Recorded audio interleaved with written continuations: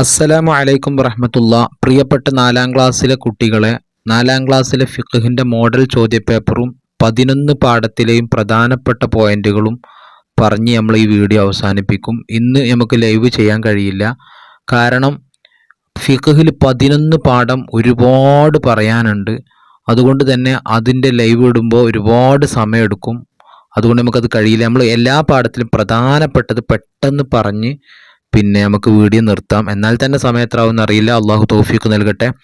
അപ്പോൾ ഒന്നാമത്തെ ചോദ്യം ശരിക്ക് ശരി നൽകാനാ. ത്വാഹിർ, മഴവെള്ളം, കഞ്ഞിവെള്ളം, കടൽ വെള്ളം.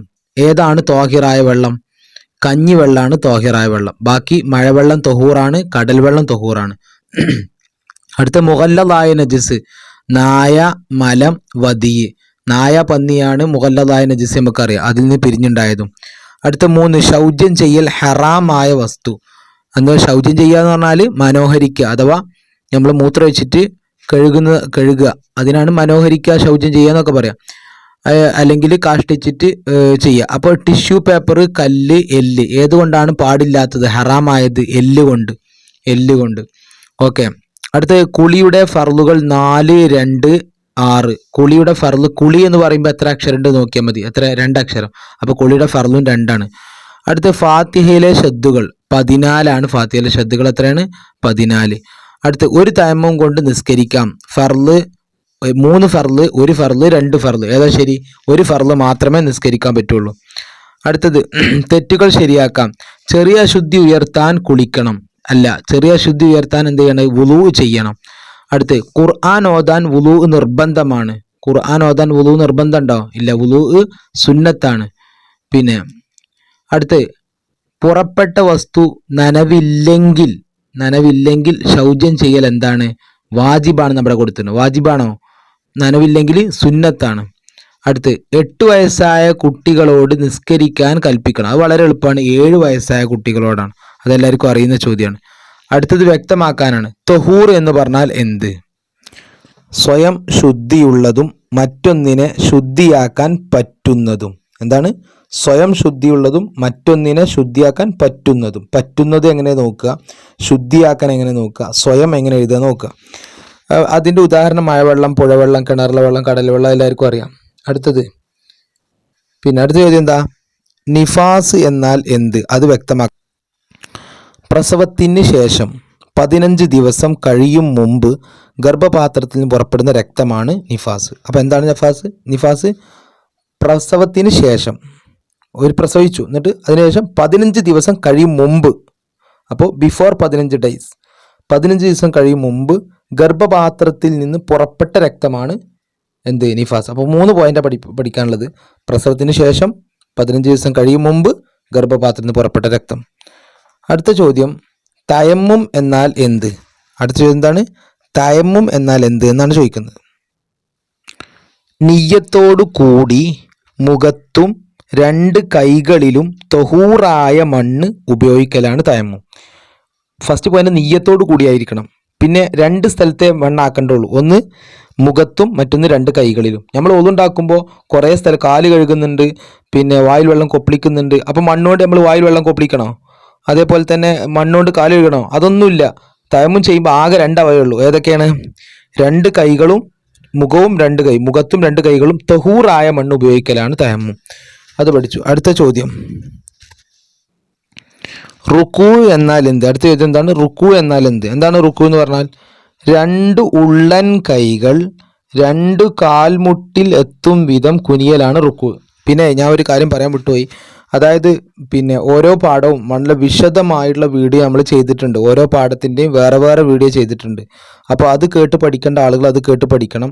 അതിൽ നമ്മൾ ചോദ്യോത്തരങ്ങളും ഓരോ തദ്രീബാത്തുകളും എല്ലാം പറഞ്ഞ് വിശദമായി മനസ്സിലാക്കി തരുന്ന വീഡിയോകളാണ് ഓരോ ചാപ്റ്ററിൻ്റേതും. അത് കേൾക്കാത്തവർ അത് പോയി കേൾക്കുക. ഇവിടെ നമ്മൾ പ്രധാനപ്പെട്ടത് മാത്രമേ പറയുള്ളൂ. അടുത്ത് നോക്കുക, മുത്തവസ്സിത്തായ നജിസ്. 3 ടൈപ്പ് ഉണ്ട്, നമ്മൾ പഠിച്ചിട്ടുണ്ട്. അത് കാക്കൊല്ല പരീക്ഷയ്ക്ക് പഠിച്ചത്. ഈ 3 ടൈപ്പ് നജിസിൽ ഏറ്റവും കൂടുതൽ നജിസ് ഉള്ളത് ഏതിലാണ്? മുത്തവസ്സിത്തിലാണ്. മുഗല്ലദ് എന്ന് പറഞ്ഞാൽ അതിൽ നായും പന്നിയും അതിൻ്റെ ബാക്കിയുള്ളതേ വരുള്ളൂ. പിന്നെ മുഖഫഫ് എന്ന് പറഞ്ഞാൽ അതിൽ ഒരൊറ്റ ഐറ്റേ വരുള്ളൂ. അതേതാണ്? 2 വയസ്സ് തികയാത്ത, പാലല്ലാത്ത, ഒന്നും കഴിക്കാത്ത, ആൺകുട്ടിയുടെ മൂത്രമാണ് നമ്മൾ പഠിച്ചിട്ടുണ്ടല്ലോ. അതാണ് എന്ത് മുഖഫഫിൽ വരിക. അപ്പൊ പിന്നെ മുത്തവസ്സിത്തിലാണ് കൂടുതലുള്ളത്. നമ്മൾ സാധാരണ നജിസായിട്ട് പറയുന്ന മൂത്രം, കാഷ്ടം, ചോര, രക്തം അങ്ങനെയൊക്കെ നമ്മൾ പറയും, ഛർദ്ദിച്ചത്, അതൊക്കെ നജിസാണ്. അതൊക്കെ തന്നെയാണ് മുത്തവസ്സിത. അപ്പൊ നമ്മൾക്ക് സാധാരണ മനസ്സിൽ വരുന്ന നജിസ് എന്തൊക്കെയെന്ന് നമ്മളോട് ചോദിച്ചാൽ നമുക്ക് പറയാൻ കിട്ടുന്ന എന്തെല്ലാം ഉണ്ടോ അതൊക്കെ മുത്തവസ്സിത. മലം, മൂത്രം, ഛർദ്ദിച്ചത്, രക്തം, ചലം, മനുഷ്യൻ, മത്സ്യം, വെട്ടുകിളി, ശവം എന്നിവയുടെ അല്ലാത്ത ശവം, മദീ, വദീ, ലഹരിദ്രാവകങ്ങൾ എന്നിവയെല്ലാം ഇടത്തരം നജിസുകളാണ്. അടുത്തത് വുളൂ സുന്നത്തുള്ള കാര്യങ്ങൾ. ഏതൊക്കെ കാര്യങ്ങൾക്കാണ് വുളൂ സുന്നത്തുള്ളത്? കണ്ടോ, വുളൂ സുന്നത്തുള്ള കാര്യങ്ങൾ. ഖുർആൻ ഓതാൻ. ഖുർആൻ ഓതാ വേണ്ടേ? വേണ്ട. ഖുർആൻ ഓതാൻ ഒതു വേണ്ട. മുസാഫ് തൊടാനാണ് ഒതു. മനസ്സിലായോ? മുസാഫ് തൊടണമെങ്കിൽ എന്ത് വേണം? വുളൂ വേണം. വുളൂ നിർബന്ധമാണ്. മുസാഫ് ഓതാൻ ഒതു വേണം. അപ്പൊ നമ്മൾ ഇങ്ങനെ ഇവിടെ അങ്ങാടിയിൽ ഇങ്ങനെ ഇരിക്കുമ്പോൾ നമ്മൾ ഖുൽ ഹുവല്ലാഹു ഓതി, അതിന് കുഴപ്പമുണ്ടോ? ഇല്ല. അതിന് എന്ത് വേണ്ട? വുളൂ വേണ്ട. അടുത്ത ബാങ്ക് വിളിക്കാൻ വുളൂ കൊടുക്കൽ സുന്നത്താണ്. ഖബർ സിയാറത്ത് ചെയ്യാൻ, അതുപോലെ പള്ളിയിൽ പ്രവേശിക്കാൻ, ഉറങ്ങാൻ ഉദ്ദേശിക്കുക, പള്ളിയിൽ കയറുമ്പോൾ വുളൂ കൊടുക്കൽ എന്താണ്? സുന്നത്താണ്. അപ്പൊ അത് പഠിക്കുക. അടുത്തത് ചെറിയ അശുദ്ധിയുള്ളവർ ചെയ്യാൻ പാടില്ലാത്ത കാര്യങ്ങൾ. അപ്പൊ ചെറിയ അശുദ്ധി കൊണ്ട് ഹറാമാകുന്ന കാര്യങ്ങൾ എന്തെല്ലാന്നാ ചോദിക്കുന്നത്. ചെറിയ അശുദ്ധി കൊണ്ട് ഹറാമാകുന്ന കാര്യങ്ങൾ 6ആണ്. നമുക്കറിയാം ഒന്നുണ്ടാക്കാതെ ചെയ്യാൻ പാടില്ലാത്ത കാര്യം എന്താ? ഒന്ന് നിസ്കാരം തന്നെ. അത് നമുക്ക് എല്ലാവർക്കും അറിയാം, ഓർമ്മ ഉണ്ടാവും. നിസ്കരിക്കണമെങ്കിൽ ഒന്നുവാണെന്ന് നമുക്ക് എല്ലാവർക്കും അറിയാലോ. അപ്പോൾ ഒന്നുമില്ലാതെ ചെയ്യാൻ പാടില്ലാത്ത കാര്യങ്ങൾ അല്ലെങ്കിൽ ചെറിയ അശുദ്ധി കൊണ്ട് ഹറാമാവുന്ന കാര്യങ്ങൾ, ഈ ചോദ്യമൊക്കെ ഒന്ന് തന്നെയാണ്, അതിൻ്റെ ഉത്തരം ഒന്ന് തന്നെ. ഏതാണൊന്ന്? നിസ്കാരം. പിന്നെ മുസാഫ് തൊടല്, അത് ചുമക്കല്. അപ്പൊ തന്നെ നമുക്ക് ഓർമ്മ ഉണ്ടാവും. പിന്നെ നിസ്കാരം, മുസാഫ് തൊടൽ, ചുമക്കൽ, അങ്ങനെ 2 പഠിച്ചില്ലേ? എളുപ്പമുള്ള പഠിക്കുക. നിസ്കാരം, മുസാഫ് തൊടൽ, ചുമക്കല്. പിന്നെ ഏതാണ്? സുജൂദ്. നിസ്കാരത്തിൽ പെട്ടാനല്ല സുജൂദ്. അപ്പൊ സുജൂദ് ചെയ്യലും പറ്റൂല. അപ്പൊ 3 ഏതൊക്കെ? ഒന്ന് നിസ്കാരം പറ്റൂല, പിന്നെ മുസാഫ് തൊടലും ചുമക്കലും പറ്റൂല, സുജൂദും പറ്റൂല. അടുത്ത ജുമയുടെ ഖുത്ബ, തവാഫ്, അങ്ങനെ 6. 1, 2, 3, 4, 5. ഇത് 2 ആക്കി കൂട്ടുകയാണെങ്കിൽ 6, അല്ലെങ്കിൽ 5 ഉള്ളൂ. ഓക്കെ. മുസാഫ് തൊടൽ, ചുമക്കൽ 1 പിന്നെ നിസ്കാരം, പിന്നെ ജുമയുടെ ഖുത്ബ, സുജൂദ്, തവാഫ്, അങ്ങനെയാകുമ്പോൾ 5 കേട്ടോ. അടുത്ത ചോദ്യം, ഫാത്തിഹയിൽ സൂക്ഷിക്കേണ്ടവ. ഫാത്തിഹയിൽ എന്തൊക്കെയാണ് സൂക്ഷിക്കേണ്ടത്? ഇതാ: ഷദ്ദുകൾ, മദ്ദുകൾ, ഹർഫുകൾ, മഹ്റജുകൾ, തർത്തീബ്. ഷദ്, മദ്, ഹർഫ്, മഹ്റജ്, തർത്തീബ്, അങ്ങനെയും പഠിച്ചാൽ മതി. ഷദ്ദുകൾ എഴുതണമെന്നില്ല. ഷദ്, മദ്, ഹർഫുകൾ, തർത്തീബ്. അപ്പോൾ ഒരു പാട്ടായിട്ട് പഠിക്കുക. ഷദ്, മദ്, ഹർഫുകൾ, തർത്തീബ്, മഹ്റജ്. 1, 2, 3, 4, 5 ഉണ്ട്. അപ്പൊ അങ്ങനെ പഠിക്കുക. അടുത്തത് ഉത്തരം എഴുതാം. നിന്നുകൊണ്ട് നിസ്കരിക്കുന്നവൻ കിബിലക്ക് മുന്നിടണം എന്തുകൊണ്ട്? നമ്മൾ 3-ാം ക്ലാസ്സിലൊക്കെ പഠിക്കുന്ന ഉത്തരാണിത്. ഇതാ: നിന്നും ഇരുന്നും നിസ്കരിക്കുന്നവൻ നെഞ്ചുകൊണ്ട് കിബിലക്ക് മുന്നിടണം. കണ്ടോ? നിന്നും ഇരുന്ന് നിസ്കരിക്കുന്നവർ നെഞ്ചുകൊണ്ട് കിബിലക്ക് മുന്നിടണം. അടുത്ത ചോദ്യം നോക്കാം. മുസ്തഅമൽ എന്നാൽ എന്ത്? അത് നമ്മൾ 1-ാമത് ഫർളായ ശുദ്ധീകരണത്തിന് ഉപയോഗിക്കപ്പെട്ട വെള്ളത്തിന് മുസ്തഅമൽ എന്ന് പറയാം. എന്താ പറയാ? ഫർളായ ശുദ്ധീകരണത്തിന് 3 പോയിന്റുകൾ. ഫർളായ ശുദ്ധീകരണത്തിന് ഉപയോഗിക്കപ്പെട്ട വെള്ളം.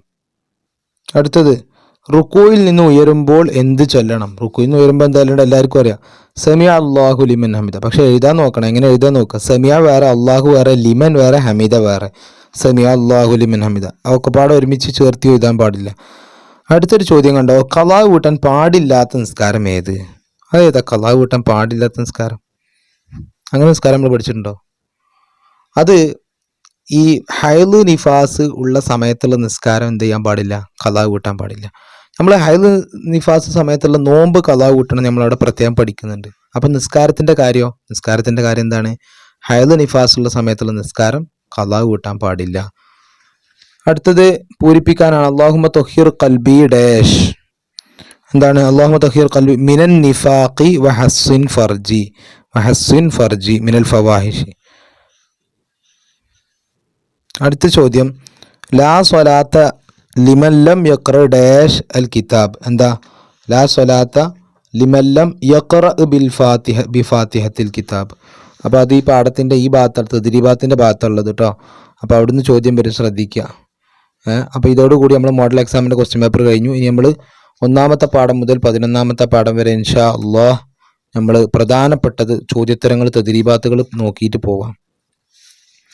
ഒന്നാമത്തെ പാഠം നോക്കുക. ഒന്നാമത്തെ പാഠത്തിലെ പ്രധാനപ്പെട്ട ചോദ്യങ്ങൾ എന്തൊക്കെയാണ്? നിസ്കാരം നിർബന്ധമാക്കപ്പെട്ട വർഷം ഏത്? ഹിജറ 11 അല്ല നുബുവത്തിന്റെ 11-ാം വർഷം. നുബുവത്തിന്റെ 11-ാം വർഷം റജബ് മാസം. നുബുവത്തിന്റെ 11 റജബ് മാസം പഠിച്ചില്ലേ? അടുത്ത് നിസ്കാരം നിർബന്ധമാവാനുള്ള ഷർത്തുകൾ എത്രയാണ്? 3 നിസ്കാരം നിർബന്ധമാവാനുള്ള ഷർത്തുകൾ 3. ഒന്ന് എന്താ? മുസ്ലിം ആവണം. അല്ല 3 അല്ല, സോറി നിസ്കാരം നിർബന്ധമായ ഷർത്ത് 4. നിയ്യത്തിലെ ഫർളാണ് 4 അല്ലേ? അല്ല 3. അപ്പൊ നിസ്കാരം നിർബന്ധമായുള്ള ഷർത്ത് 4. ഏതൊക്കെയാണ്? മുസ്ലിം ആവുക, പ്രായപൂർത്തിയാവുക, ബുദ്ധി ഉണ്ടാവുക. അപ്പോൾ ഒരാൾക്ക് നിസ്കാരം നിർബന്ധമാവണമെങ്കിൽ അയാൾ മുസ്ലിം ആവണം. മുസ്ലിം അല്ലാത്തവരോട് നിസ്കരിക്കണ്ട. പിന്നെ അയാൾ എന്താണ്? പ്രായപൂർത്തിയാവണം, പിന്നെ ബുദ്ധി ഉണ്ടാവണം. പൊട്ടന്മാർ നിസ്കരിക്കണോ? വേണ്ടല്ലോ. അപ്പോൾ 4 കാര്യം പഠിച്ചു. 4ാമത്തെ പഠിച്ചില്ല അല്ലേ? ഹൈദ്, നിഫാസ് എന്നിവയിൽ നിന്ന് ശുദ്ധി ഉണ്ടാവുക. 4 പഠിച്ചോ? ഏതൊക്കെ? മുസ്ലിം ആവുക, പ്രായപൂർത്തിയാവുക, ബുദ്ധി ഉണ്ടാവുക, ഹൈദ്, നിഫാസ് എന്നിവയിൽ നിന്ന് ശുദ്ധി ഉണ്ടാവുക. ഇനി ലഹരി ഉപയോഗിച്ച് ബുദ്ധി നഷ്ടപ്പെടുത്തിയവർക്ക് നിസ്കാരം ഡാഷാണ്. എന്താണ്? നിർബന്ധമാണ്. ബുദ്ധി ഉണ്ടാവണം എന്ന് പറയുമ്പോൾ ലഹരി ഉപയോഗിച്ച് ബുദ്ധി പോയാലോ? അപ്പോൾ നിസ്കാരം നിർബന്ധമാണ്, അത് കൂട്ടൂല. അപ്പം നിസ്കാരം നിർബന്ധമുള്ള ശർത്ത്. അടുത്ത് ഖളാ വീട്ടാൻ പാടില്ലാത്ത നിസ്കാരം ഏത്? കണ്ടോ? അപ്പോൾ നമ്മൾ നേരത്തെ ചോദ്യപേപ്പറിൽ പറഞ്ഞ ചോദ്യത്തിന്റെ ഉത്തരം ഇവിടെ ഉണ്ട് അല്ലേ? ഞാൻ വിചാരിച്ച ടെക്സ്റ്റ് ബുക്കിൽ ഇല്ല, ഇവിടെ ഉണ്ട്. ഹൈലോ നിഫാസോ ഉള്ള അവസരം നിസ്കരിക്കൽ ഹറാമാണ്. ആ സമയത്ത് നിസ്കാരം ഖളാ വീട്ടൽ പാടില്ലാത്തതാണ്. മനസ്സിലായോ? അപ്പോൾ ഹൈലോ നിഫാസോ ഉള്ള സമയത്തുള്ള നിസ്കാരമാണ് ഖളാ വീട്ടാൻ പാടില്ലാത്തത്. അപ്പോൾ നമ്മൾ തദ്രീബാത്ത് നിർബന്ധമായി നോക്കിയിട്ട് പോകണം. ഇൻഷാ അല്ലാഹ് 11 പാഠം നമുക്ക് നോക്കാം. അടുത്ത പ്രായപൂർത്തിയുടെ അടയാളങ്ങൾ എന്തെല്ലാം? പ്രായപൂർത്തിയുടെ അടയാളങ്ങൾ 3. ഏതൊക്കെയാണ്? 15 വയസ്സ് പൂർത്തിയാവുക, പിന്നെ മനീയ് പുറപ്പെടുക, ഹൈൽ ഉണ്ടാവുക. അപ്പോൾ ഇത് രണ്ടും ഒരുമിച്ച് പഠിക്കുക. മനീയ് പുറപ്പെടുക, ഹൈൽ ഉണ്ടാവുക, പിന്നെ 15 വയസ്സ് പൂർത്തിയാവുക. അപ്പോൾ ഒരു 15ന്റെ കണക്ക് നിങ്ങൾക്ക് ഓർമ്മ വേണം കേട്ടോ. പ്രായപൂർത്തിയുടെ അടയാളങ്ങൾ. അടുത്ത ശരിയും തെറ്റും അടയാളപ്പെടുത്താനാണ്. എന്താണ്? വുളൂ ചെയ്യൽ. നിസ്കാരം നിർബന്ധമാവാനുള്ള ഷർത്തുകൾ. നിസ്കാരം നിർബന്ധമാവാനുള്ള ഷർത്ത് വുളൂ ചെയ്യലുണ്ടോ? ഇല്ലല്ലോ. അപ്പോൾ വുളൂ ചെയ്യണം, പക്ഷെ അത് വുളൂവിന്റെ ഷർത്താണ്. ഇത് നിസ്കാരം നിർബന്ധമാവാനുള്ള ഷർത്താണ്. അതിൽ മുസ്ലിം ആവുക അങ്ങനെയല്ല നമ്മൾ പഠിച്ച്. അപ്പോൾ വുളൂ ചെയ്യലില്ല, അത് പറ്റൂല. അടുത്ത് വകതിരിവുണ്ടാവുക. ബുദ്ധി ഉണ്ടാവുക എന്ന് ഇവിടെ ഉണ്ട്. പിന്നെ വകതിരിവുണ്ടാവുക എന്ന് വേണോ? അത് വേണം. കാരണം എന്താ? പ്രായപൂർത്തി എന്ന് പറഞ്ഞാൽ വകതിരിവ് ഉണ്ടാവണം. അപ്പോൾ വകതിരിവ് ഉണ്ടാവുക എന്നുള്ള നിസ്കാരത്തിന്റെ ഷർത്ത്, നിർബന്ധമാവുള്ള ഷർത്താണ്. അപ്പോൾ ഇത് ശരിയാണ്. ഒന്നാമത്തെ തെറ്റ് ഇത് ശരിയാണ്. അടുത്ത മുസ്ലിം ആവുക, അത് ശരിയാണ്. അടുത്ത ലഹരി ഉപയോഗിക്കുക, അത് തെറ്റാണ്. അടുത്ത് പിന്നെ ബുദ്ധി ഉണ്ടാവുക, അത് ശരിയാണ്. ബുദ്ധി ഉണ്ടാവണം. അപ്പോൾ അത് പഠിച്ചു കഴിഞ്ഞു. ഇനി നമ്മൾ അടുത്ത പാഠത്തിലേക്ക് പോവാണ്. സമയമായാലുടൻ നിസ്കരിക്കണം. കാരണം കൂടാതെ നിസ്കാരം സമയത്തെ ഡാഷ്. എന്താ? വിട്ട് പിന്തിക്കാൻ പാടില്ല. പിന്നെ 27-ാം രാവിലാണ് നിസ്കാരം നിർബന്ധമാക്കിയത് കേട്ടോ. നിസ്കാരം ഉപേക്ഷിച്ചവൻ ഇസ്ലാമിൽ യാതൊരു അവകാശവുമില്ല. പിന്നെ ഇവിടെ ഒരു എന്തുണ്ട്? ഒരു ഹദീസ് ഉണ്ട്. എന്താ? ലാ ഹല്ല ഫിൽ ഇസ്ലാമി ലിമൻ തറക്ക സ്വലാ. ലാ ഹല്ല ഫിൽ ഇസ്ലാമി ലിമൻ ഡാഷ്. എന്താ? തറക്ക സ്വലാ. നമ്മൾ 2ാമത്തെ പാഠത്തിന്റെ തദ്രീബാത്തിലേക്ക് പോവുകയാണ്. 2ാമത്തെ പാഠത്തിൽ 1ാമത്തെ ചോദ്യം എന്താണ്? വേർതിരിച്ചെഴുതാനാണ്. എന്തൊക്കെ വേർതിരിച്ചത്? കടൽ വെള്ളം തഹൂറ്, താഹിർ, നജിസ്. കടൽ വെള്ളം എന്താണ്? കടൽ വെള്ളം കൊണ്ട് ഒതുക്കാൻ പറ്റുമോ? പറ്റും. അപ്പോൾ അത് തഹൂറാണ്. അടുത്ത് കള്ള്, അതെന്താണ്? അത് നജിസാണ്. തഹൂറും അല്ല, താഹിറും അല്ല, നജിസാണ്. അടുത്ത് മൂത്രം നജിസാണ്. ജ്യൂസ് താഹിറാണ്. നാരങ്ങ വെള്ളം താഹിറാണ്. നിങ്ങൾ ഒരു കാര്യം ട്രിക്ക് ഞാൻ പറഞ്ഞുതരാം. അതായത് നമ്മൾ കുടിക്കുന്ന വെള്ളം, ചായ, കട്ടൻ ചായ, പാൽ ചായ അങ്ങനെയൊക്കെ ചോദിച്ചാൽ നിങ്ങൾക്ക് ഉറപ്പായിട്ട് നിങ്ങൾ താഹിർ എന്ന് എഴുതിക്കോളി. അതുകൊണ്ട് എന്തായാലും ഒളു എടുക്കാൻ പറ്റൂല. ഒളു എടുക്കാൻ പറ്റുന്ന വെള്ളം ആണെങ്കിൽ തഹൂറായിരിക്കും. അപ്പോൾ ജ്യൂസ്, കരിക്ക്, പിന്നെ ഇളനീന് അങ്ങനെയൊക്കെ ചോദ്യം വന്നാൽ കുടിക്കുന്ന ഏത് സാധനത്തിന്റെ പേര് വന്നാലും നിങ്ങൾ ഉറപ്പിച്ച് എഴുതിക്കോളി താഹിറാണ്. എന്നാൽ കള്ള് കുടിക്കാൻ പറ്റൂല. കള്ള് എന്താണ്? നജിസാണ്. കള്ളെന്താണ്? നജിസ്. അപ്പോൾ ആ ട്രിക്ക് മനസ്സിലായില്ലേ? അടുത്ത് നിർവചിക്കാം. തഹൂർ എന്നാൽ എന്ത്? താഹിർ എന്നാൽ എന്ത്? നജിസ് എന്നാൽ. തഹൂറിന്റെ നിർവചനം നമ്മൾ നേരത്തെ പറഞ്ഞു, ഇനി പറയില്ല. ഇനി നമ്മൾ താഹിറിന്റെ നിർവചനം പഠിക്കാം. എന്താ താഹിർ പറഞ്ഞാൽ? സ്വയം ശുദ്ധിയുള്ളതും മറ്റൊന്നിനെ ശുദ്ധിയാക്കാൻ പറ്റാത്തതും. എന്തൊക്കെയാ പഠിക്കേണ്ടത്? സ്വയം ശുദ്ധിയുള്ളത്, മറ്റൊന്നിനെ ശുദ്ധിയാക്കാൻ പറ്റാത്തത്. ഉദാഹരണം തേങ്ങ വെള്ളം, കഞ്ഞിവെള്ളം, നാരങ്ങ വെള്ളം. അടുത്ത നജിസായ വെള്ളം എന്ന് പറഞ്ഞാൽ എന്താ? സ്വയം ശുദ്ധിയില്ലാത്തത്, മറ്റൊന്നിനെ ശുദ്ധിയാക്കാൻ പറ്റാത്തത്. അപ്പോൾ ഇത് ഒരുമിച്ച് പഠിച്ചാൽ മനസ്സിലാവും. ഉദാഹരണം മൂത്രം, ലഹരി ദ്രാവകങ്ങൾ. പിന്നെ ഇവിടെ ഒരു കാര്യം കൂടി പഠിക്കണം. എന്താണ് മുസ്തഅമലായ വെള്ളം എന്ന് പഠിക്കണം. മുസ്തഅമലായ വെള്ളം എന്ന് പറഞ്ഞാൽ എന്താ? ഫർളായ ശുദ്ധീകരണത്തിന് ഉപയോഗിക്കപ്പെട്ട വെള്ളത്തിനാണ് മുസ്തഅമൽ എന്ന് പറയുന്നത്. ഇനി ഇവിടുത്തെ മാച്ച് ദ ഫോളോയിങ് കൂടി നോക്കിയിട്ട് നമുക്ക് അടുത്ത പാഠത്തിലേക്ക് പോവാം. എന്താ? തൊഹൂറ്, കഞ്ഞിവെള്ളം, ലഹരി ദ്രാവകം, ഫർളിൽ ഉപയോഗിക്കപ്പെട്ട മഴവെള്ളം. ഏതാ ശരി? മഴവെള്ളം. മഴവെള്ളമാണ് തൊഹൂറ്. അടുത്ത ത്വാഹിർ ഏതാണ്? കഞ്ഞിവെള്ളം. അടുത്ത നജിസ്, ലഹരി ദ്രാവകം. മുസ്തഅമൽ, ഫർളിൽ ഉപയോഗിക്കപ്പെട്ട വെള്ളം. ഓക്കെ, ഇനി നമ്മൾ അടുത്ത പാഠത്തിലേക്ക് പോവാണ്. അന്നജാസാത്തു വ തത്ഹീറുഹ. ഈ പാഠത്തിൽ നമുക്കറിയാം 3 തരം നജസുകളെ കുറിച്ച് നമ്മൾ പഠിക്കുന്നുണ്ട്. മുഗല്ലദ്, മുഖഫഫ്, മുത്തവസിത്ത്. ഇതിൽ നേരത്തെ ഞാൻ പറഞ്ഞു മുഗല്ലദ് പഠിക്കാൻ എളുപ്പമാണ്. ആദ്യം നമുക്ക് മുഗല്ലദ് പഠിക്കാം. നായ, പന്നി എന്നിവയും അവയിൽ നിന്ന് ജന്മം കൊണ്ടവയും അത് പഠിച്ചില്ലേ? അത് മാത്രമേ മുഗല്ലദുള്ളൂ. പിന്നെ മുഖഫഫ് പറഞ്ഞാൽ എന്താണ്? 2 വയസ്സ് തികയാത്ത, പാലല്ലാത്തൊന്നും കഴിക്കാത്ത ആൺകുട്ടിയുടെ മൂത്രമാണ് ലഘുവായ നജസ്. പിന്നെ ഈ ലഘുവായ നജസ് വൃത്തിയാക്കൽ എങ്ങനെയാണ്? വെള്ളം കുടഞ്ഞാൽ മതി അല്ലേ? അത് വറ്റിയിട്ടുണ്ടെങ്കിൽ ആ സ്ഥലം മൂടുന്ന രീതിയിൽ വെള്ളം ഒഴിച്ചാൽ മതി. മുഖഫഫിന് എന്താണ്? വറ്റിയിട്ടുണ്ടെങ്കിൽ ആ സ്ഥലം മൂടുന്ന രീതിയിൽ വെള്ളം ഒഴിച്ചാൽ മതി. വറ്റിയിട്ടില്ലെങ്കിൽ അതിനെ നീക്കിയ ശേഷമാണ് വെള്ളം ഒഴിക്കേണ്ടത്. മനസ്സിലായോ? പിന്നെ മല്ലമായാൽ മൂത്രമായ സ്ഥലത്ത് എത്തും വിധം മൂത്രത്തെക്കാൾ കൂടുതൽ വെള്ളം കുടഞ്ഞാൽ മതി, കഴുകേണ്ടതില്ല. നിലത്ത് മൂത്രം പോലെയുള്ള നജസായാൽ അത് വറ്റിയിട്ടുണ്ടെങ്കിൽ, ഇത് ആൺകുട്ടിയുടെ മൂത്രമല്ല പറയും, മൊത്തത്തിലുള്ള മൂത്രമാണ് പറയുന്നത്. ഈ 2 വയസ്സ് തികയാത്ത ആൺകുട്ടിയുടെ മൂത്രമാണെങ്കിൽ എന്ത് ചെയ്താൽ മതി? മലിനമായാൽ മൂത്രമായ സ്ഥലം എത്തും വിധം മൂത്രത്തെക്കാൾ കൂടുതൽ വെള്ളം കുടഞ്ഞാൽ മതി. ഇവിടെ പോയിന്റ് പഠിക്കേണ്ടത് ഇവിടെയാണ്. മൂത്രത്തെക്കാൾ കൂടുതൽ വെള്ളം കുടഞ്ഞാൽ മതി. ഈ ആൺകുട്ടിന്റെ കാര്യം ചോദിക്കുമ്പോൾ മുഖഫഫായ നജസ് വൃത്തിയാക്കേണ്ടതെന്ന് ചോദിച്ചാൽ മൂത്രത്തെക്കാൾ കൂടുതൽ വെള്ളം കുടഞ്ഞാൽ മതി. ഇനി മൂത്രം പോലെയുള്ള നിങ്ങളെ വീട്ടിൽ ടൈൽസിലായാൽ എന്ത് ചെയ്യുമെന്ന് പരീക്ഷയ്ക്ക് ചോദിച്ചാൽ നിങ്ങൾ എങ്ങനെ എഴുതേണ്ടത്? അതിന്റെ ഉത്തരം എങ്ങനെയാണ്? എന്താ? വറ്റിയിട്ടുണ്ടെങ്കിൽ ആ സ്ഥലം മൂടുന്ന രീതിയിൽ വെള്ളം ഒഴിക്കുക, വറ്റിയിട്ടില്ലെങ്കിൽ അത് നീക്കിയ ശേഷം വെള്ളം ഒഴിക്കുക. അത്രേ ഉള്ളൂ. 2 വെള്ളം ഒഴിക്കണം. അത് പഠിച്ചു. 2 വെള്ളം ഒഴിക്കണം. വറ്റിയിട്ടുണ്ടെങ്കിൽ ആ സ്ഥലം മൂടുന്ന രീതിയിൽ വെള്ളം ഒഴിക്കുക, വറ്റിയിട്ടില്ലെങ്കിൽ ആ മൂത്രം നീക്കിയിട്ട് വെള്ളം ഒഴിക്കുക. 2 വെള്ളം ഒഴിക്കൽ തന്നെ. അപ്പോൾ അത് ട്രിക്ക് പഠിച്ചു. ഇനി നമുക്ക് ചോദ്യത്തിലേക്ക് നോക്കാം.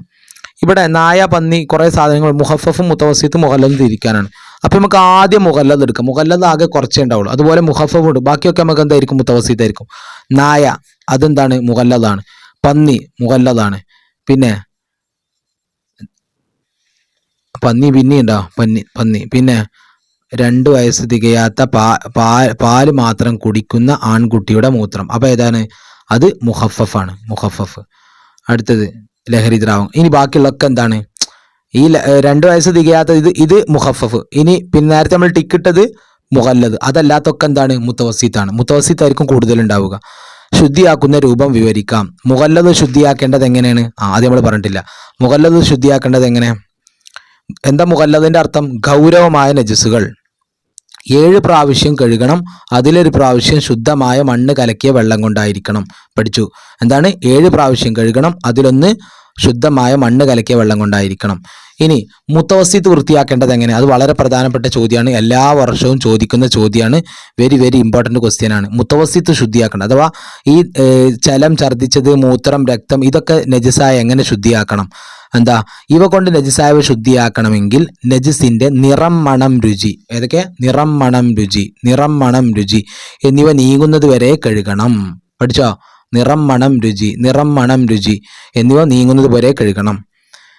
ഇനി പ്രയാസപ്പെട്ട് കഴുകിയിട്ടും നിറമോ മണമോ നീങ്ങുന്നില്ല എങ്കിൽ വിരോധമില്ല. നിറമോ മണമോ നീങ്ങുന്നില്ലെങ്കിൽ വിരോധമില്ല. നിറം, മണം എന്നിവ രണ്ടും കൂടി രുചി മാത്രമോ നീങ്ങിയിട്ടില്ലെങ്കിൽ അത് ശുദ്ധിയാകുന്നതുമല്ല. ഏതെങ്കിലും ഒന്ന് ബാക്കിയായ കുഴപ്പമില്ല, രണ്ടും കൂടി ആയ പ്രശ്നമാണ്. പിന്നെ രുചി ബാക്കിയുണ്ടെങ്കിൽ അതും കുഴപ്പമാണ്. അതൊക്കെ പോട്ടെ. ഇനി അടുത്തത് മുഖഫഫ് വൃത്തിയാക്കേണ്ടത് എങ്ങനെയാണ്? മുഖഫ് വൃത്തിയാക്കേണ്ടത് എന്താണ്? അതിനേക്കാൾ കൂടുതൽ വെള്ളം കുടഞ്ഞാൽ മതി. പിന്നെ അത് നമ്മൾ പഠിച്ചു. പിന്നെ അവിടെ പഠിക്കാനുള്ളത് മുത്തവസിത്തവും പഠിച്ചു. അടുത്ത ഉത്തരം പറയാം. വീട്ടിനകത്ത് മൂത്രമായാൽ ശുദ്ധിയാക്കേണ്ടത് എങ്ങനെ? കണ്ടോ, ഇവിടെ ആൺകുട്ടിയുടെ എന്നൊന്നും പറഞ്ഞിട്ടില്ല. അപ്പോൾ നമ്മൾ ഏതാ എഴുതേണ്ടത്? ഉണങ്ങിയിട്ടുണ്ടെങ്കിൽ അത് ആ ഉത്തരം എഴുതേണ്ടത്. ഉണങ്ങിയിട്ടുണ്ടെങ്കിൽ അതിനേക്കാൾ കൂടുതൽ വെള്ളം ഒഴിച്ചാൽ മതി. ഉണങ്ങിയിട്ടില്ലെങ്കിൽ അത് ഉണങ്ങി എന്താണ് നീക്കിയതിന് ശേഷം വെള്ളം ഒഴിച്ചാൽ മതി. അടുത്ത് പാലല്ലാത്ത ഒന്നും ഭക്ഷിക്കാത്ത 1 മാസം പ്രായമായ ആൺകുട്ടി നിങ്ങളുടെ വസ്ത്രത്തിൽ മൂത്രമൊഴിച്ചാൽ എങ്ങനെ ശുദ്ധിയാക്കാം? എന്താ, അതിനേക്കാൾ വെള്ളം കുടഞ്ഞാൽ മതി. അടുത്ത് ഈ കുടഞ്ഞാൽ മതി എങ്ങനെ എഴുതാൻ നോക്കുക. കുടഞ്ഞാൽ മതി, കണ്ടോ, കുടഞ്ഞാൽ മതി, കൂടുതൽ വെള്ളം, മൂത്രത്തെക്കാൾ കൂടുതൽ വെള്ളം കുടഞ്ഞാൽ മതി. അടുത്ത് പാമ്പിന്റെ തോൽ എങ്ങനെ ശുദ്ധിയാകും? പാമ്പിന്റെ തോൽ എങ്ങനെ ശുദ്ധിയാകുക? ഊറക്കിടൽ കൊണ്ട്. അപ്പൊ ഇവിടുന്ന് ചോദ്യം ഉണ്ട്. അപ്പൊ ഇവിടെ നമ്മൾ നോക്കണം, 2 കുല്ലത്ത് എത്രയും നോക്കുക. എത്ര? 200 ലിറ്റർ. രണ്ട് കുല്ലത്ത് വെള്ളം എത്രയാണ്? 200 ലിറ്റർ. അപ്പോൾ 2 കുല്ലത്ത് കുറവുള്ള വെള്ളത്തിൽ നജിസായ വസ്തു ഇട്ട് കഴുകരുത്. വെള്ളം അതിന്മേൽ ഒഴിച്ചാണ് കഴുകേണ്ടത്. അപ്പോൾ ഇവിടെ പൂരിപ്പിക്കാൻ വരും, വെള്ളം അതിന്മേൽ എന്താണ്? ഒഴിച്ചാണ് കഴുകേണ്ടത്. പിന്നെ ലഹരി ദ്രാവങ്ങൾ സ്വയം സുർക്കയാവൽ കൊണ്ടും നായ, പന്നി എന്നിവ അല്ലാത്തതിന്റെ ശവം. അപ്പോൾ നായ, പന്നി എന്നിവ അല്ലാത്തതിന്റെ ശവമാണ് എന്താ ശുദ്ധിയാവുക. പിന്നെ ലഹരി എന്തുകൊണ്ടാണ് ശുദ്ധിയാവുക? സ്വയം സുർക്കയാവൽ. വളരെ പ്രധാനപ്പെട്ട സ്വയം സുർക്കയാവൽ. നമ്മൾ അടുത്ത പാഠത്തിലേക്ക് പോവാണ്. ഇസ്തിൻജാ എന്നാൽ എന്ത്? വരാൻ സാധ്യത ഉണ്ടോ? സാധ്യതയില്ല. എന്താ ഇസ്തിൻജാ? കാരണം മലമൂത്ര ദ്വാരങ്ങളിൽ കൂടി വല്ലതും പുറത്തു വന്നാൽ ആ ഭാഗം ശുദ്ധിയാക്കുന്ന ഇസ്തിൻജാ എന്ന് പറയുന്നു. പോട്ടെ. ഏതുകൊണ്ടെല്ലാം ശൗചം ചെയ്യാം? എന്തുകൊണ്ടെല്ലാം ശൗചം ചെയ്യാം? ഇവിടെ കണ്ടോ, തൊഹൂറായ വെള്ളം, നജിസിനെ വലിച്ചെടുക്കുന്ന ശുദ്ധിയുള്ള കല്ല്, ടിഷ്യൂ പേപ്പർ പോലെയുള്ളവ. 3 പഠിക്കുക. ഏതൊക്കെ? തൊഹൂറായ വെള്ളം, നജിസിനെ വലിച്ചെടുക്കുന്ന ശുദ്ധിയുള്ള കല്ല്, ടിഷ്യൂ പേപ്പർ പോലെയുള്ളവ. അടുത്ത ചോദ്യം, ഇസ്തിൻജാ ഹറാമായ വസ്തുക്കൾ ഏതെല്ലാം? വളരെ വളരെ പ്രധാനപ്പെട്ട ചോദ്യമാണ്. ഇസ്തിൻജാ ഹറാമായ വസ്തുക്കൾ, മനോഹരം ചെയ്യാൻ ഹറാമായ വസ്തുക്കൾ ഏതൊക്കെയാണ്? ഒന്ന്, നമ്മൾ തിന്നുന്ന സാധനം, ഭക്ഷ്യവസ്തു പറഞ്ഞാൽ തിന്നുന്ന വസ്തുക്കളെ കൊണ്ട്. പിന്നെ എല്ല്, ബഹുമാനിക്കപ്പെടുന്ന വസ്തുക്കൾ. ഇത് രണ്ടും എളുപ്പമാണ്. എല്ലും പിന്നെ ഭക്ഷ്യവസ്തു. എല്ലും ഭക്ഷ്യവസ്തു ഒരു ജോഡിയാണ്. പിന്നെ ബഹുമാനിക്കപ്പെടുന്ന ഖുർആന്, ഹദീസ്, അതുപോലത്തെ നമ്മുടെ മദ്രസയിലെ പുസ്തകം, അതുപോലത്തെ കൊണ്ടൊന്നും ശൗചം ചെയ്യാൻ പാടില്ല. അതൊക്കെ ഹറാമാണ്, ഹറാം. അടുത്ത ശൗചം ചെയ്യുന്നതിന്റെ വിധി പറയാം. പുറപ്പെടുന്ന വസ്തു കാറ്റാണെങ്കിൽ ശൗചം ചെയ്യൽ എന്താണ്? കറാഹത്ത്. ഇത് വെരി വെരി വെരി ഇമ്പോർട്ടൻ്റ് ആട്ടോ. നനവുള്ള നജിസ് ആണെങ്കിൽ എന്താണ്? വാജിബ്. അടുത്തത് എന്താണ്? നനവില്ലെങ്കിൽ സുന്നത്ത്. അടുത്തത് ഭക്ഷ്യവസ്തു കൊണ്ട് ഹറാം. വലതു കൈ കൊണ്ടോ? കറാഹത്ത്. മറക്കരുത്. വെള്ളം എങ്ങനെയുള്ളതായിരിക്കണം? തൊഹൂറായിരിക്കണം. കല്ല്, ടിഷ്യൂ പേപ്പർ എങ്ങനെയുള്ളവയായിരിക്കണം? അത് വളരെ വളരെ പ്രധാനപ്പെട്ടതാണ്. നമ്മളിങ്ങനെ ശ്രദ്ധിക്കാത്ത ചോദ്യങ്ങളൊക്കെയാണ് പരീക്ഷയ്ക്ക് ചോദ്യം വരിക. എന്താ, ടിഷ്യൂ പേപ്പർ, കല്ല് പോലെയുള്ളവ കൊണ്ട് മുഴുവൻ സ്ഥലവും 3 പ്രാവശ്യം തടവണം. ശുദ്ധിയായില്ലെങ്കിൽ ശുദ്ധിയാകുന്നവരെ കഴിയണം. പിന്നെ എന്താണ് അതിൻ്റെ ഉത്തരം? നജിസിനെ വലിച്ചെടുക്കുന്ന ശുദ്ധിയുള്ളതായിരിക്കണം. എന്തൊക്കെ? നജിസിനെ വലിച്ചെടുക്കുന്ന ശുദ്ധി. 2 പോയിന്റാണ് ഇവിടെ. എന്തൊക്കെ? നജിസിനെ വലിച്ചെടുക്കുന്ന ശുദ്ധിയുള്ളതായിരിക്കണം. അടുത്ത ചോദ്യം നോക്കുക. എന്താണ്? വെള്ളം കൊണ്ട് മാത്രമേ ഇസ്തിൻജാവ് പറ്റുകയുള്ളൂ എപ്പോൾ? വളരെ പ്രധാനപ്പെട്ട ചോദ്യമാണ്. ഒരുപാട് തവണ പരീക്ഷയ്ക്ക് വരാറുണ്ട്. എന്താണ്? വെള്ളം കൊണ്ട് മാത്രമേ പറ്റുള്ളൂ എപ്പോൾ? നജിസ് ഉണങ്ങിയിട്ടില്ലെങ്കിൽ വെള്ളം കൊണ്ട് മാത്രമേ ഇസ്തിൻജാവ് പറ്റുള്ളൂ. നജിസ് ഉണങ്ങിയിട്ടില്ലെങ്കിൽ. അടുത്തത്, ശുദ്ധിയാകുന്നത് വരെ തടവണം. എപ്പോൾ? എപ്പോഴാ? ശുദ്ധിയായിട്ടില്ലെങ്കിൽ. എളുപ്പല്ലേ? ശുദ്ധിയായില്ലെങ്കിൽ 3 പ്രാവശ്യം ആക്കിയിട്ടും 3 പ്രാവശ്യം തടവിയിട്ടും ശുദ്ധിയായിട്ടില്ലെങ്കിൽ ശുദ്ധിയാകുന്നവരെ തടവണം. പിന്നെ തടവുന്നത് ഡാഷാണ്. എന്താ? ഒറ്റയാക്കൽ സുന്നത്താണ്. ഒറ്റയാക്കൽ സുന്നത്താണ്. ഒറ്റ എന്നത് എങ്ങനെ എഴുതുന്നത് നോക്കിക്കോട്ടോ. അടുത്തത് അടുത്ത് അല്ലാഹുമ്മ തഖീർ ഖൽബി മിനൻ നിഫാഖി വഅസ്മിൻ ഫർജി മിനൽ ഫാഹിഷി ദിക്ർ. അടുത്ത നമ്മൾ 5ാമത്തെ പാഠത്തിലേക്ക് പോവാണ്. 5ാമത്തെ പാഠത്തിന്റെ ചോദ്യോത്തരത്തിൽ ആദ്യം പഠിക്കാനുള്ളത് എന്താണ്? ശരി തെറ്റ് അടയാളപ്പെടുത്താം. കാൽ കഴുകിയതിന് ശേഷം കൈ കഴുകുന്നു. കാലിൽ അവസാനം കഴുകുക, അപ്പോൾ തെറ്റാണ് അല്ലേ? അടുത്ത ചെവി തടവിയതിന് ശേഷം കാൽ കഴുകുന്നു. അത് ശരിയാണ്. ചെവി തടവിയതിനു ശേഷം കാൽ കഴുകുക. അടുത്ത മുഖം അല്പം കയറ്റി കഴുകുന്നു. അതും ശരിയാണ്.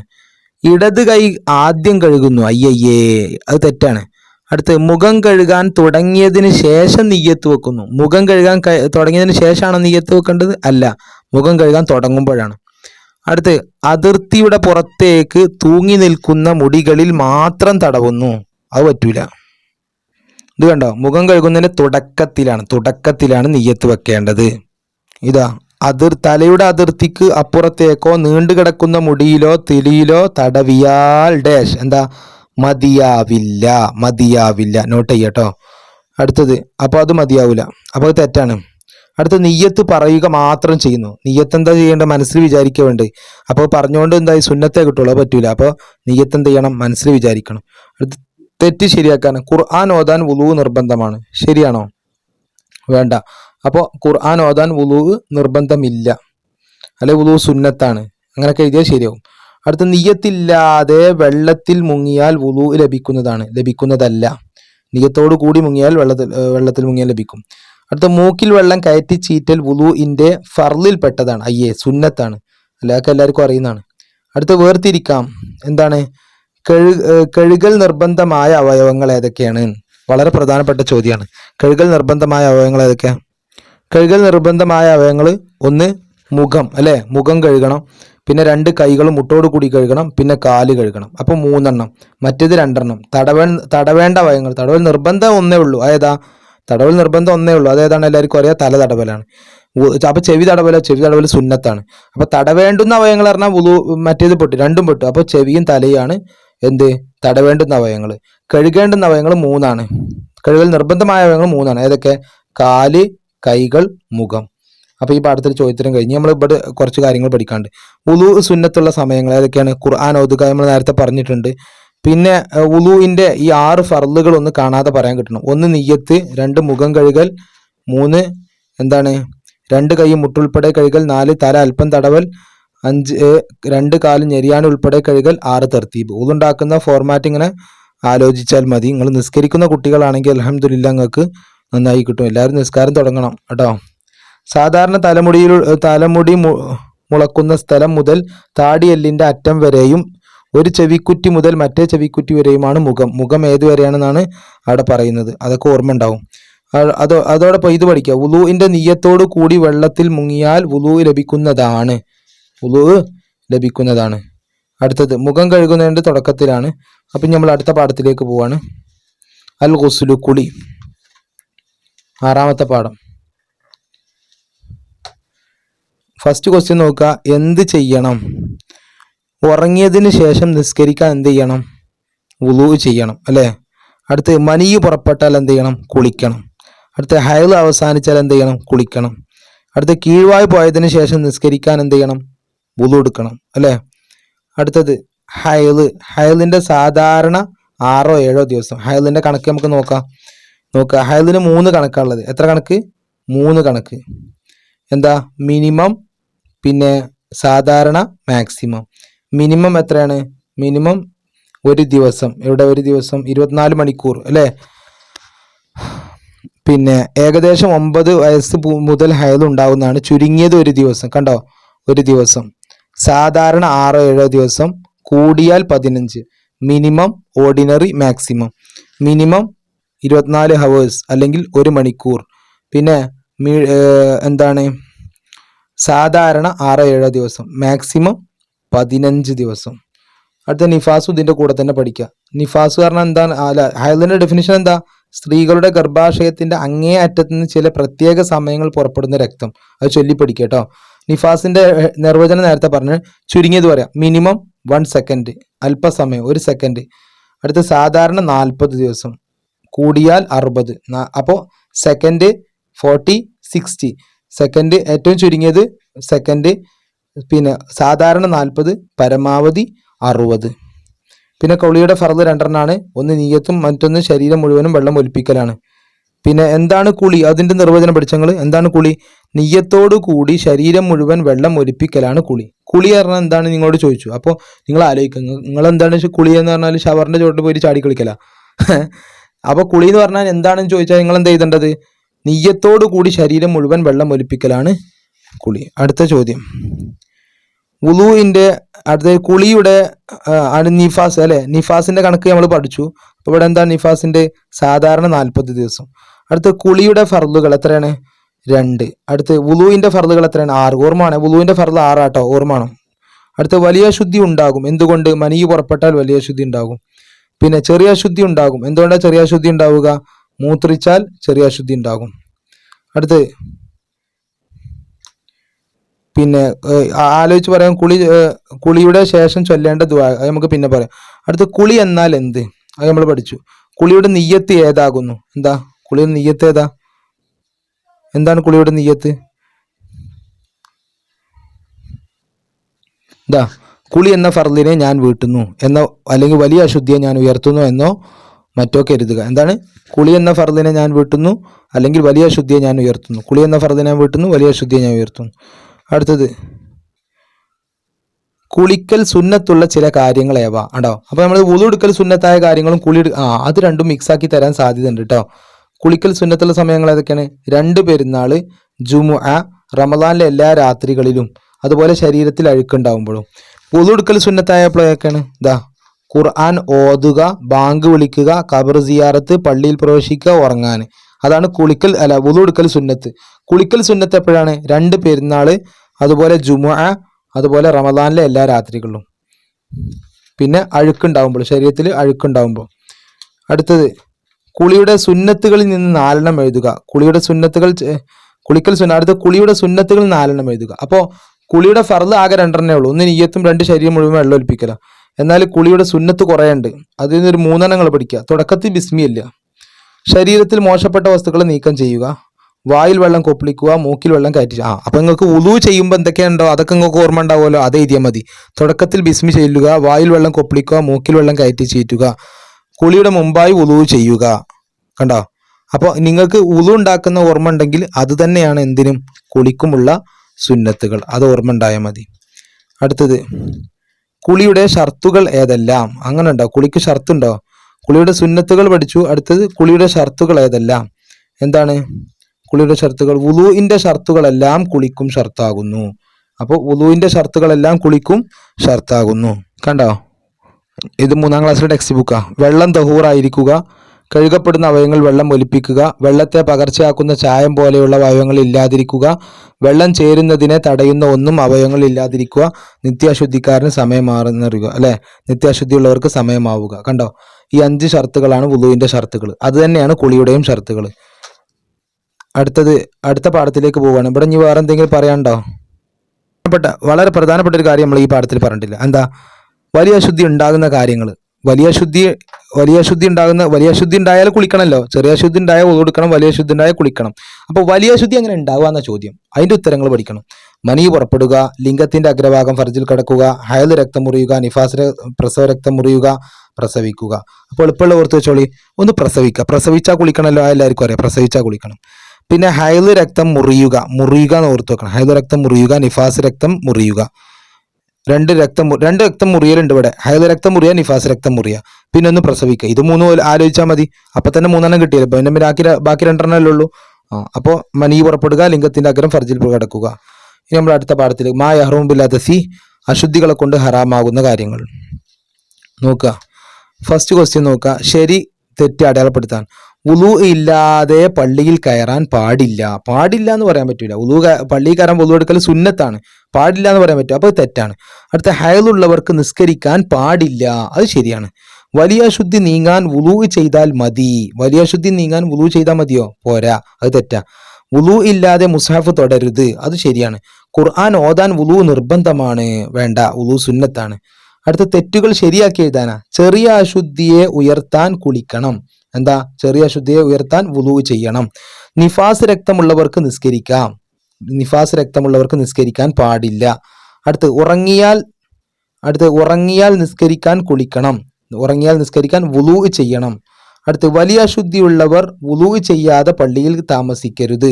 വലിയ അശുദ്ധിയുള്ളവർ കുളിക്കാതെ പള്ളിയിൽ താമസിക്കരുത്. എടുത്തെഴുതാം. ചെറിയ അശുദ്ധി ഉള്ളവർക്ക് ഹറാമായ കാര്യങ്ങൾ ഏതൊക്കെയാണ് എന്ന് എടുത്തെഴുതാനാണ്. ചെറിയ അശുദ്ധി പറഞ്ഞാൽ വുളു ഇല്ലാത്ത സമയത്ത് നിസ്കരിക്കാൻ പറ്റുമോ? ഇല്ല. അപ്പൊ നിസ്കാരം. ഖുർആൻ ഓതാൻ പറ്റുമോ? പറ്റും. വുളു ഇല്ലാതെ ഖുർആൻ ഓതാൻ പറ്റൂലേ? പറ്റും. അപ്പൊ ഇത് പറ്റൂല. അടുത്ത, മുസ്ഹഫ് തൊടൽ. വുളു ഇല്ലാതെ മുസ്ഹഫ് തൊടാൻ പറ്റുമോ? ഇല്ല. അപ്പൊ അത് പറ്റും. അടുത്ത, തവാഫ് പറ്റൂല. നോമ്പ് വെൽക്കാൻ പറ്റുമോ? വുളു ഇല്ലാതെ നോമ്പ് വെൽക്കാലോ? അപ്പൊ ഒരു കുഴപ്പമില്ല. ഇനി ഈ ചോദ്യത്തിന് കഴിഞ്ഞ് നമ്മൾ കുറച്ച് കാര്യങ്ങളും കൂടി ഇവിടെ പഠിക്കണം. എന്താണ്? ചെറിയ അശുദ്ധി കൊണ്ട് ഹറാമാകുന്ന കാര്യങ്ങൾ 5 നമ്മൾ പഠിച്ചു. പിന്നെ അതിലേക്ക് ചെറിയ അശുദ്ധി കൊണ്ട് ഹറാമാകുന്ന എല്ലാ കാര്യങ്ങളും, പിന്നെ ഖുർആൻ ഉദ്ദേശത്തോടെ ഖുർആൻ ഓതൽ, പള്ളിയിൽ താമസിക്കലാണ് വലിയ അശുദ്ധി കൊണ്ട് ഹറാമാകുന്ന കാര്യങ്ങൾ. അപ്പം നിങ്ങളോട് വലിയ അശുദ്ധി കൊണ്ട് ഹറാമാകുന്ന കാര്യങ്ങൾ ചോദിച്ചാൽ ചെറിയ അശുദ്ധി കൊണ്ട് ഹറാമാവുന്ന എല്ലാ കാര്യങ്ങളും എഴുതിയ 1 മാർക്ക് നിങ്ങൾക്ക് കിട്ടും. പിന്നെന്താണ്? ഖുർആൻ ഉദ്ദേശത്തോടെ ഖുർആൻ ഓതൽ, പള്ളിയിൽ താമസിക്കൽ. ഇതാണ് വലിയ അശുദ്ധി കൊണ്ട് പ്രത്യേകം ഹറാമാവുന്ന കാര്യങ്ങൾ. അപ്പം ഇനി അങ്ങനെയും ചോദിക്കും, വലിയ അശുദ്ധി കൊണ്ട് പ്രത്യേകം ഹറാമാവുന്ന കാര്യങ്ങൾ ഏതാണ്? ഖുർആൻ ഉദ്ദേശത്തോടെ ഖുർആൻ ഓതൽ, പള്ളിയിൽ താമസിക്കൽ. പിന്നെ ഹൈള് നിഫാസ് കൊണ്ട് ഹറാമാവുന്ന കാര്യങ്ങൾ എന്തെല്ലാം ചോദിച്ചാൽ വലിയ ശുദ്ധി കൊണ്ട് ഹറാമാവുന്ന എല്ലാ കാര്യങ്ങളും ഉണ്ട്. അതിന് പുറമെ പ്രത്യേകം എന്താണ്? നോമ്പ്, പിന്നെ മുട്ടുപുക്കളിന്റെ ഇടയിൽ രമിക്കൽ, പള്ളി മലിനമാകുമെന്ന് കണ്ടാൽ പള്ളിയിലൂടെ കടന്നു പോകൽ. ഇത് 3ഉം കൂടി എന്താണ്? ഹറാമാണ്. ഇനി ഹൈളോ നിഫാസോ ഉള്ള അവസരത്തിൽ നോമ്പ് ഖളാ വീട്ടൽ നിർബന്ധമാണ്. ഇത് കാണാൻ പഠിക്കണം കേട്ടോ. ഹൈളോ നിഫാസോ ഉള്ള അവസരത്തിൽ നോമ്പ് ഖളാ വീട്ടൽ എന്താണ്? നിർബന്ധമാണ്, നിർബന്ധമില്ല, സുന്നത്താണ്, അങ്ങനൊക്കെ വരും. അപ്പൊ ഏതാ ശരി? നിർബന്ധമാണ്. ഹൈളോ നിഫാസ് ഉള്ള സമയത്തുള്ള നോമ്പ് ഖളാ വീട്ടൽ എന്താണ്?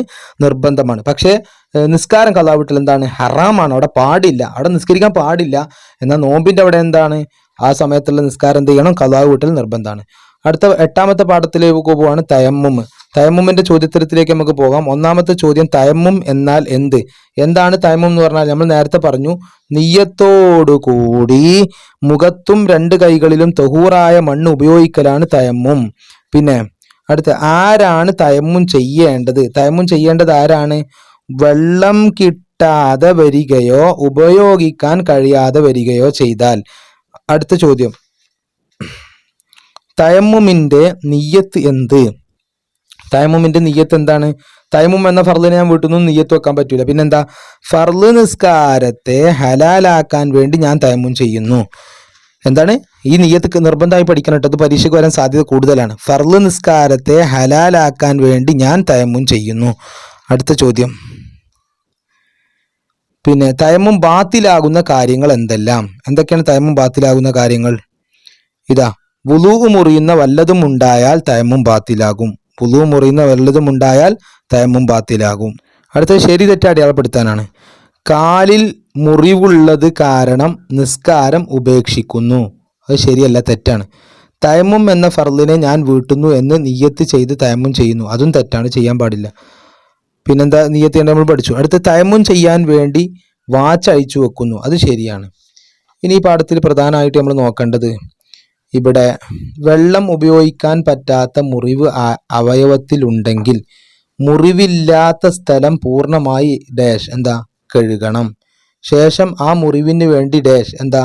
തയമ്മും ചെയ്യണം. അത് പ്രത്യേകം നോട്ട് ചെയ്ത് പഠിക്കുക.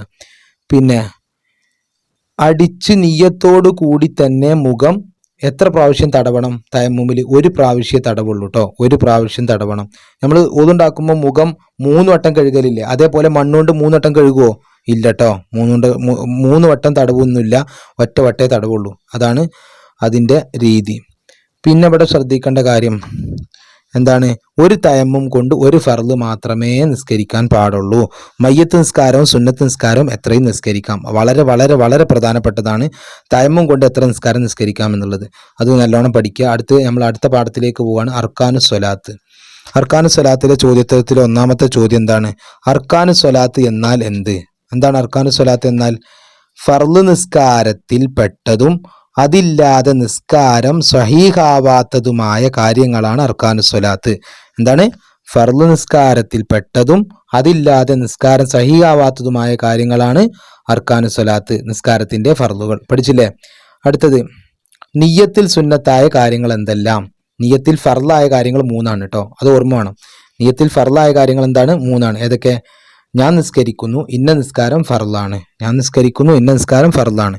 ഇനി നിയ്യത്തിൽ സുന്നത്തായ കാര്യങ്ങൾ 5ആണ്. 5 ഏതൊക്കെ? റക്കാത്തുകളുടെ എണ്ണം, പിന്നെ അദാ ആണോ ഖളാ ആണോ, ഖിബ്ലക്ക് മുന്നിട്ട്, അള്ളാഹുവിന് വേണ്ടി, പിന്നെ നിയ്യത്തുച്ചരിക്കൽ. ഈ 5 കാര്യങ്ങൾ എന്താണ്? സുന്നത്താണ്. ഏതൊക്കെ?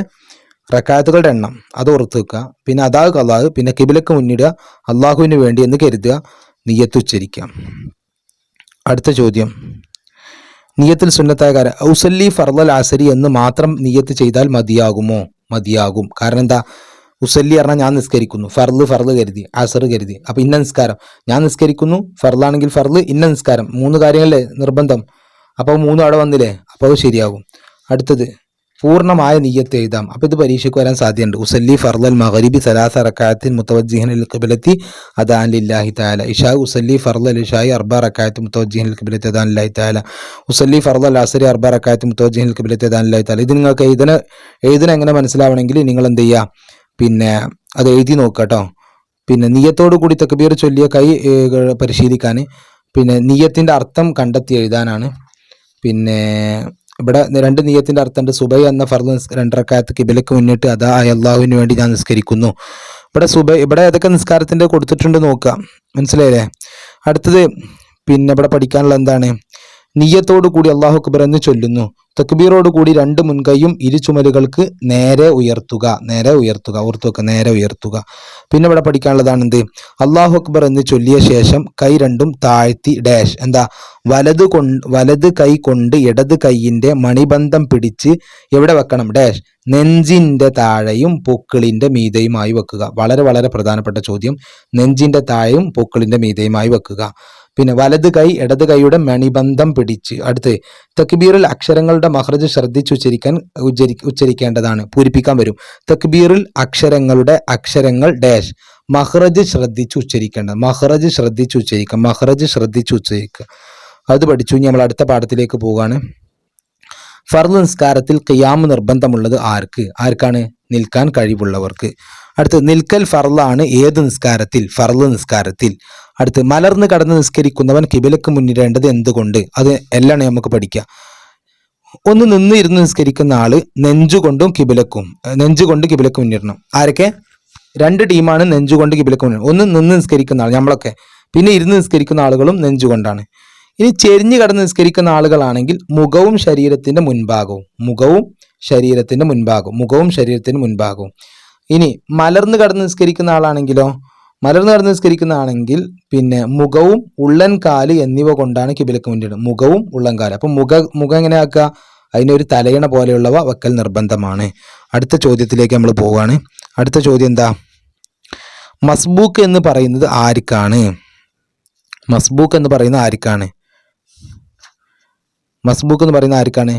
ഇമാമിനോടൊപ്പം ഖിയാമിൽ ഫാത്തിഹയ്ക്ക് സമയം കിട്ടാത്തവൻ.